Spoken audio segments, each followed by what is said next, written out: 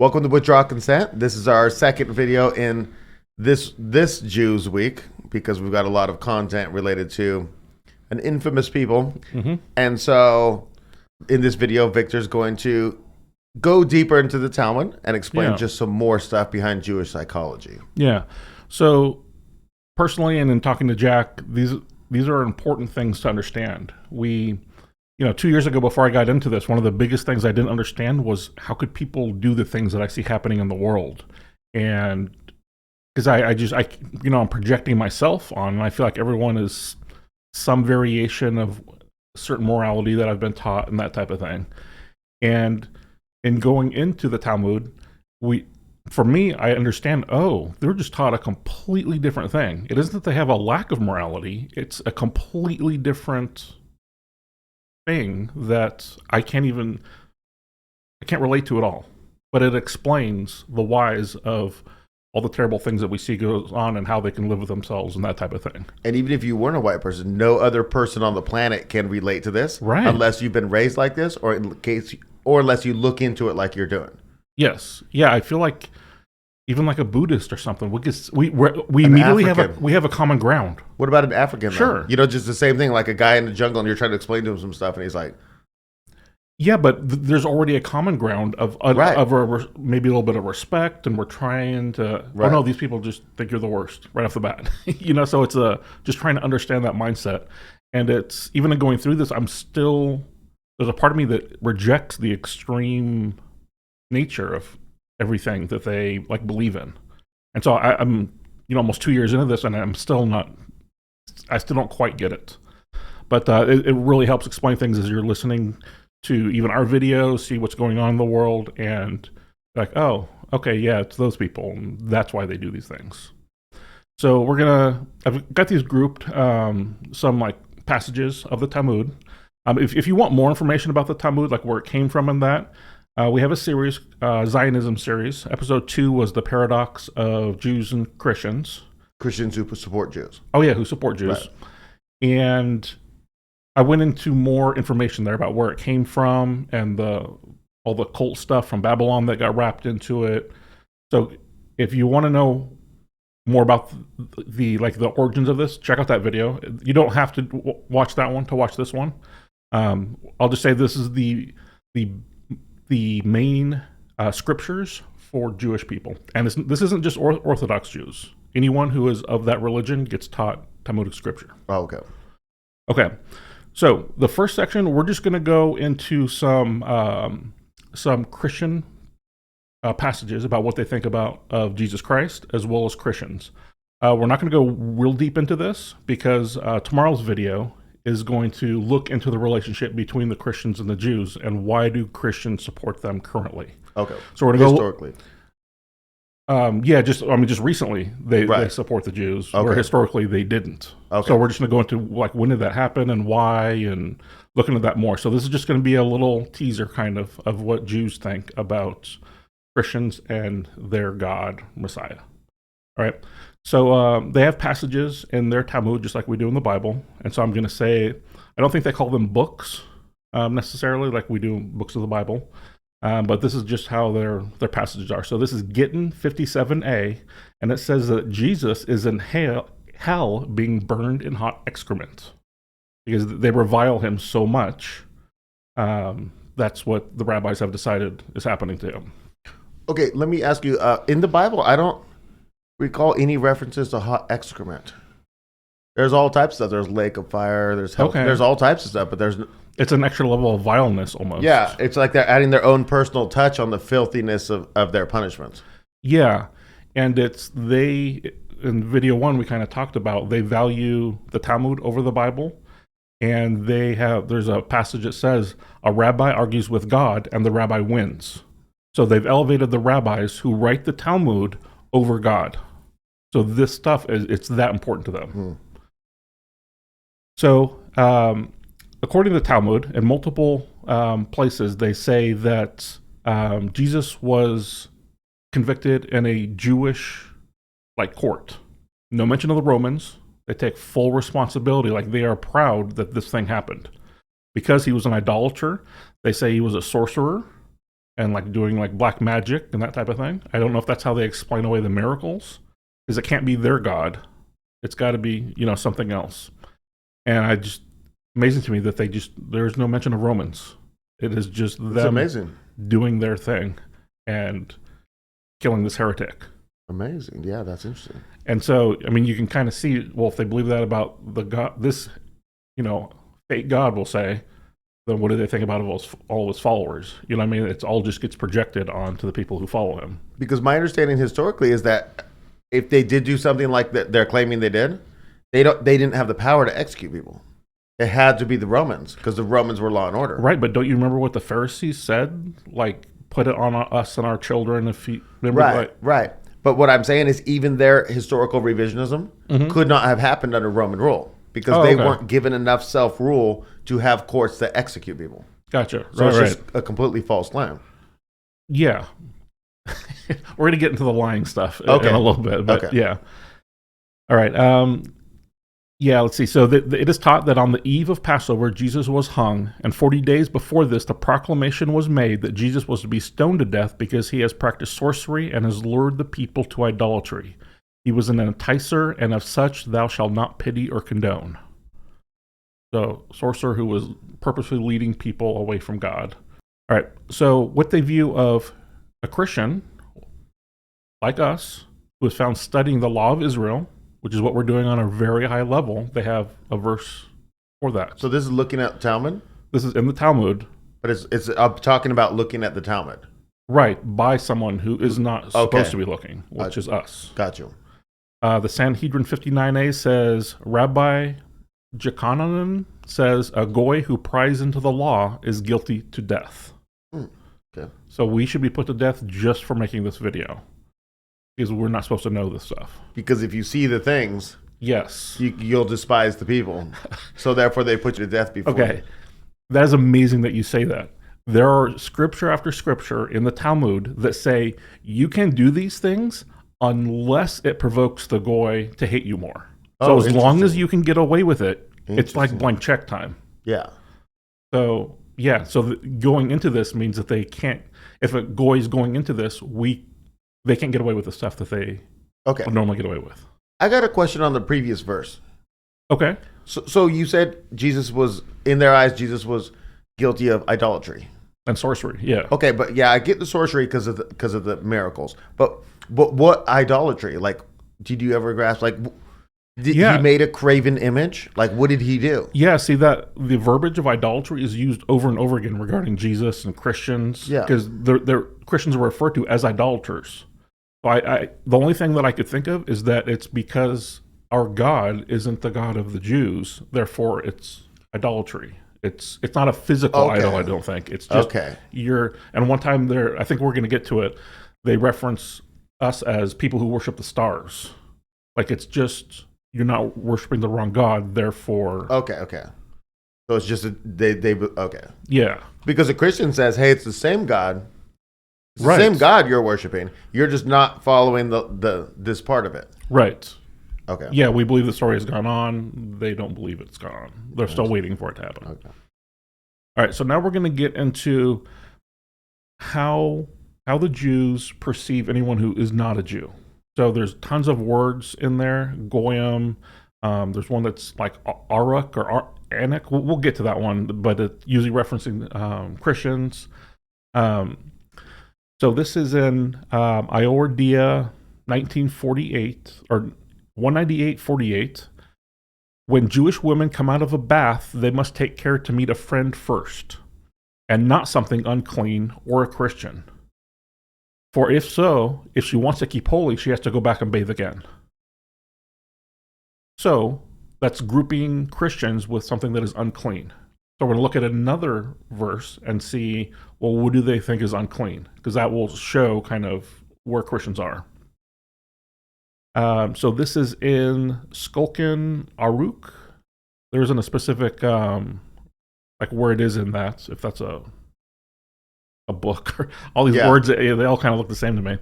A woman must wash herself again if she sees any unclean things, such as a dog, an ass, like a donkey, people of the earth, a Christian, which is Achem. That was the word I was struggling with before. A camel, a pig, a horse, and a leper. So that's where a Christian falls. Also, people of the world fall. Right. Just people of the world. People of the earth. People of the earth, yeah. It's like Christians aren't even considered like people at that point, or sub-people. Which is interesting, because if you wanted to follow that, you would have to keep your women completely isolated. Totally. Like, there can't even be a tourist in your town, in your area where she lives and bathes. And totally. But then it's interesting. It seemed like if you see a friend first, then you've got like a buffer, and now you're not going to be unclean if you then see a goy or a Christian or whatever. So this is like their sorcery and idolatry or whatever, you know? Right. Yeah. Okay. So there's verses in there about describing sexual intercourse of goy, and it says the sexual intercourse of a goy is like that of a beast, and the seed of a goy is worth the same as that of a beast. So there's no verses that I've seen that you're not allowed to have intercourse with them, or them having intercourse with beasts or anything like that. It's just setting the level of what the seed, right? And then that is used as a foundation for the next one, which is in Ibn Hazer 44:8. If a Jew enters into marriage with an Achem or Christian, or with his servant, the marriage is null because they're worthless, for they are not capable of entering into matrimony. Likewise, if an Achem or a servant enters into matrimony with a Jew, the marriage is null. So it's just like we look at a dog and go, well, dog can't get married. Yeah, that's the dog that they had pups with, but they can't be married. Interesting. So we're not you even made them with worthy. Another dog at your convenience because you're the human. Yes. So it's they look at it as the exact same thing. Like our marriages are worthless because we're just dogs. I'm thinking about Ivanka Trump right now. I'm not trying to bring politics into this. Oh, no. But if you look at it like, we're looking at it like, okay, so this Jewish man married this prominent man's daughter, and then he has incredible influence to betray America to foreign interests, to his interest, which is Israel. And they're looking at it like, you know what I'm saying? Yeah. He's playing around over here until he gets to his true marriage or something, because he's not married. Right. He's just doing his duty right now. Right. At some point, he'll have an actual family. But we're looking at it like, look at this linkage via marriage into this family. Right. It's doing these things. They're not looking at it like that. No. They're looking at it like, he's screwing over those goy, Right. And then he'll be done with them and toss them to the side. Yeah. Yeah, totally. And actually raise some Jewish children, because the mother would have to be Jewish to have Jewish children. Interesting. Yeah. Yeah, very. Think about all the, you know what I mean? Important. All the implications. Yeah, the marriages behind the scene that we think are like these links, and they're just not in their eyes. Right. It's not even just a marriage. A hustle. Yeah, it totally is. Right. As long as, we don't find out. Interesting. All right. So this is a verse that groups Christians in with people who are to be killed without mercy. All right. This is Abhoda Zara 26b. Heretics, traitors, and apostates are to be thrown into a well and not rescued. So just a little peek into tomorrow. But there's no Christians involved in that. But aren't apostates? Isn't that?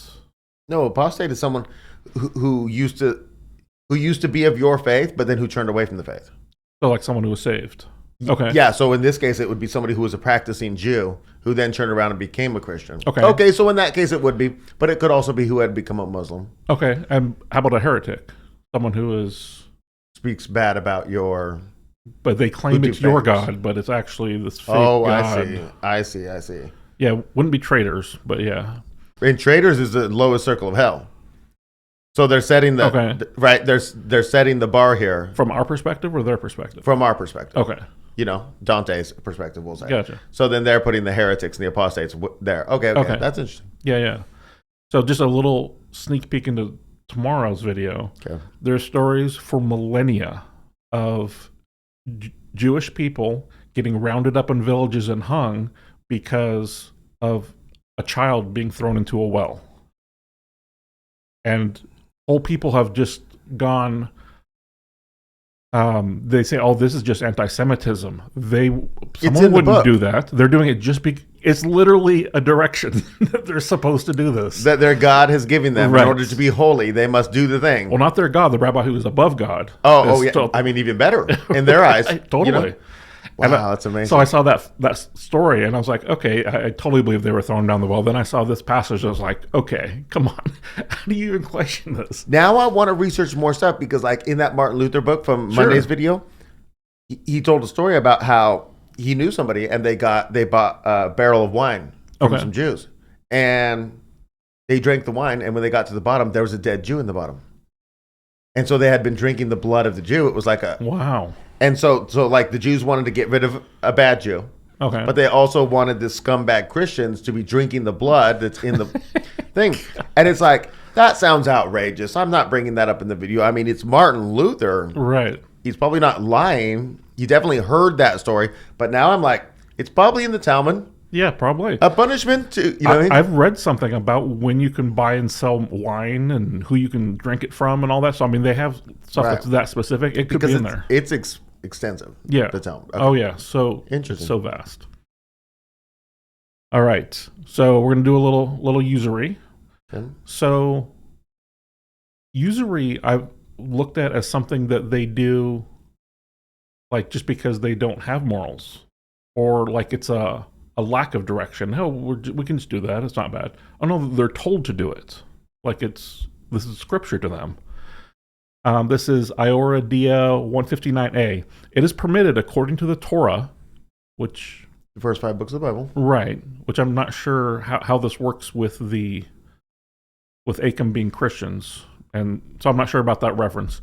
To lend money to an Achem with usury. Some of the elders, however, deny this, except in the case of life and death. Nowadays, it is permitted for any reason.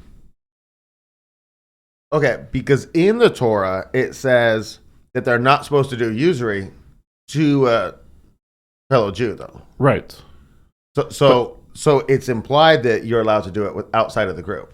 Okay, gotcha. And I think Christians said usury is a sin because now Israel is not just based on nationality anymore. Okay. Because if you follow New Testament commandments, the church is the new Israel. Do you know what I'm saying? Okay, right. So then you would follow things as if you're in the in group. But the original ethnic Hebrews say you're not in the in group. Gotcha. You've overdefined the in group. You know what I mean? That's yeah, what I would totally. think. And then so now they're just saying just give right. them. Yeah, it's incredible. Okay. This is so great. This is like we're talking about lying. The name of God is not profaned when, for example, a Jew lies to a goy by saying, I gave something to your father, but since he is dead, you must return it to me. As long as the goy does not know that you are lying. So it's okay to try to basically steal something from him, as long as the goy doesn't find out. Well, what does the name of God is not profaned mean? So if you swear to God, basically? So if you say or it's not a bad thing, because you're not making the Jewish God look bad by doing this, as long as you don't get caught. You can take advantage. The goy does not know that you are lying. That's amazing. Okay, go ahead. All right. Again, about lying. If the magistrate of a city compels Jews to swear that they will not escape from the city or take anything out of it, they may swear falsely by saying to themselves that they will not escape today and will not steal anything today.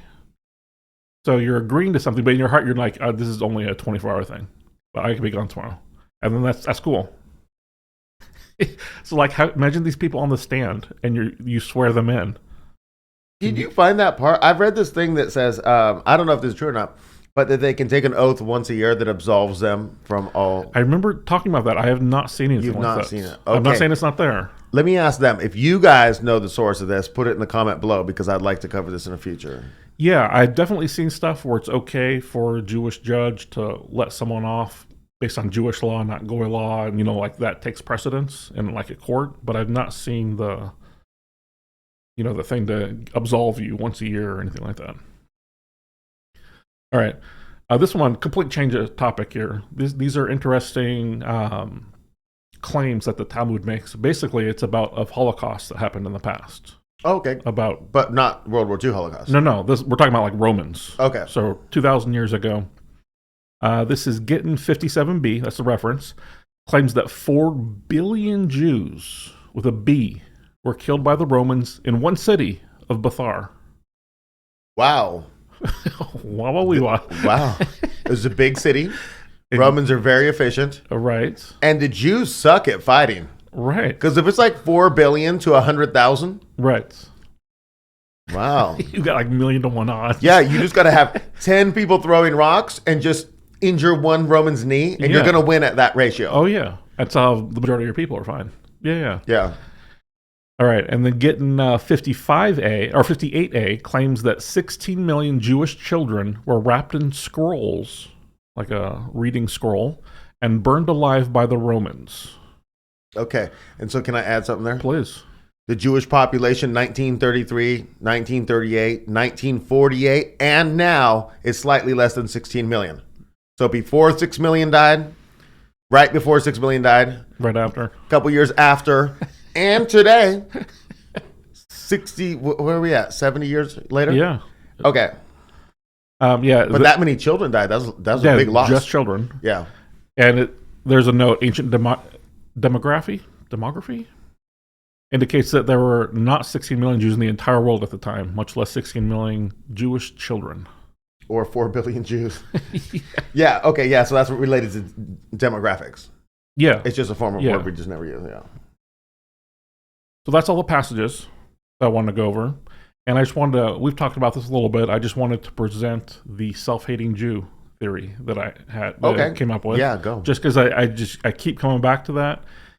So, there's this term about being a self-hating Jew, and it's never clicked. Obviously, I didn't really understand what a Jewish person was, a religious Jew. And imagine being taught all this stuff, and then you're exposed to Western culture, and you get the tiniest little bit of Western culture seeps into your soul. And now you're judging yourself based on this new perspective, this new set of morals, and you would just despise yourself. And just be filled with disgust. Just like, I can't believe this is who we are. But I don't feel like it makes them change. They're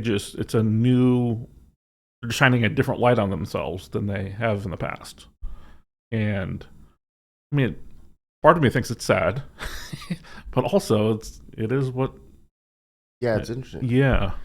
It's interesting, like, with this Israel-Gaza conflict, a lot of the individuals who are, like, speaking out really well against it are Jews. They're individual Jews, which you would call the self-hating Jew in this. Okay. Because they see Western morality, and then they see the conflict, and they're like, oh, no. I got to say something. Okay. It's almost like, like when Martin Luther wrote his book, he had to be absolved. Oh, right. By doing something. He needed to. Yeah. Okay, I got a brand new theory that came during this video. Okay, just 1 second. Yeah, just a thought popped in my head. I wonder if everyone who speaks out against Israel, if you would look deep down into them, they have that loathing of what they were taught when they were a kid. Right. And if that's common, we can't ever prove it. I was just thinking about that. New theory. Okay, it would be brand new theory. Like, for example, when you said they get a glimpse of Western values. Okay. What if we were to change that word? Because when you look at, and we talked at the beginning of the video, this is when the idea came to me, when all the world has some type of shared morality, right? Except for this one group of people. Right. So you can find common grounds. Mm-hmm. And it occurred to me, I don't like the term, but what if the basic morality of the world is based on natural law? And so only when a people does something so unnatural does the entire world look at it with disgust. Okay, interesting. So it's not Western values. It's you go to a tribe in Africa, like, for example, in the What is a Woman movie or whatever, remember? Matt Walsh did. Oh, yeah. I think it's called Was a Woman or something. But in it, he goes to a tribe in Africa. In the trailer, I didn't see the whole movie. And he's talking to him about this. A man becoming a woman, and they're like, oh, ha, ha, ha. This, you know what I mean? Like, this is silly. Yeah. Are you serious? Right. Because it's just a natural. It's unnatural, the whole. Right, but it's a natural shared morality. Okay, I see what you're saying. So then if we wanted to skip the Jews, we wanted to go to a different example, we would say like the Aztecs in the child sacrificing. Oh, okay. And you're going to sacrifice thousands of children. That's completely unnatural. Have you seen a child before? Have you held a child before? Right. That's completely unnatural to your own people. Right. And then in this way, we could also use this to describe, like the Jewish people, they follow a morality of the Talmud that's not anywhere near natural law. Right. I just think it's an interesting idea to consider. It is. And it's also almost the tool that they use to make the world hate National Socialists. They gave them all these unnatural qualities about making lamps out of human skin, and the story I've told before about raising a dog and then killing it just to show your... Yeah, so they made up fake stories to make it look like they weren't adhering to natural morality. Right, because everyone's repulsed by it. And then everybody's repulsed by it. Yeah. And then they're like, oh, interesting. Because, none of that stuff is true. Interesting. Yeah, I like it. So, okay, cool. Yeah. Boy, this kind of got a little more interesting than I thought it was going to be. I mean, I thought it was going to be interesting, but what do you guys think? I think every time we look at any verses in the Talmud that you come up with, I think it's fascinating. It really is. Just because you got to try to understand the psychology of these people if you're going to try to explain away their behavior. You can't just project onto it. Right. And so what do you guys think? We'd be interested in hearing any thoughts on this. If you got more sources, verses from the Talmud, anything, any resources, welcome to put them in the description below. We will look at it. And tomorrow we'll be talking about how the Christians came to support the Jews. The Jews. And we'll see you tomorrow.